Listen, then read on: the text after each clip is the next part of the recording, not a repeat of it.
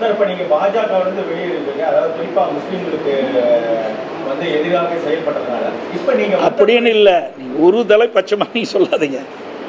எங்களுடைய நோக்கம் வேற. நீங்கள் இப்படியே பேசி பேசி ஒரு தவறான கருத்து வெளியிடாங்க. நாங்கள் அனைத்து இந்திய அண்ணா திராவிட முன்னேற்ற கழகம் தலைவர் காலத்திலும் சரி, அம்மா காலத்திலும் சரி, அம்மாவுக்கு பிறகும் சரி, தொடர்ந்து தேசிய கட்சியோடு நம்ம கூட்டணி வச்சுக்கிறோம். ஆனால் பாரதிய ஜனதா கட்சியோட கூட்டணி வைக்கிறோம், இல்லது காங்கிரஸோட கூட்டணி வைக்கிறோம். வெற்றி பெற வரைக்கும் நம்மளை பயன்படுத்திக்கிறாங்க. வெற்றி பெற்ற பிறகு தமிழ்நாட்டை மறந்துடுறாங்க. ஆக இந்த நிலைமை மாற வேண்டும் என்பதற்காக நாங்கள் தனித்து போட்டிக்கிட்டோம். நீங்கள் சொல்கிற மாதிரி எங்களுக்கு ஆட்சி அதிகாரம் தான் வேணும்னா தேசிய கட்சி இதோடு நாங்கள் சேர்ந்துருப்போம். அந்த எண்ணம் எங்களுக்கு கிடையாது. பல முறை தேசிய கட்சியோடு இணைந்து போட்டியிட்டு வெற்றி பெற்ற பிறகு தமிழ்நாட்டு உரிமையை காக்க முடியல.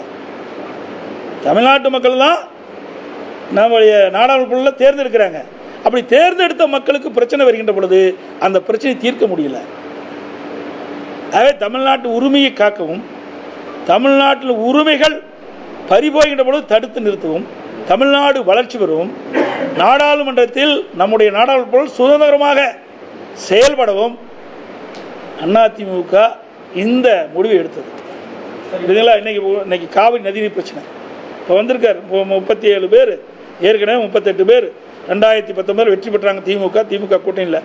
என்ன சாதிச்சாங்க? இப்போ 40 பேர் பாண்டிச்சேரியோடு வெற்றிருக்காங்க. இப்போ என்ன சாதிப்பான்னு பார்க்கலாம்.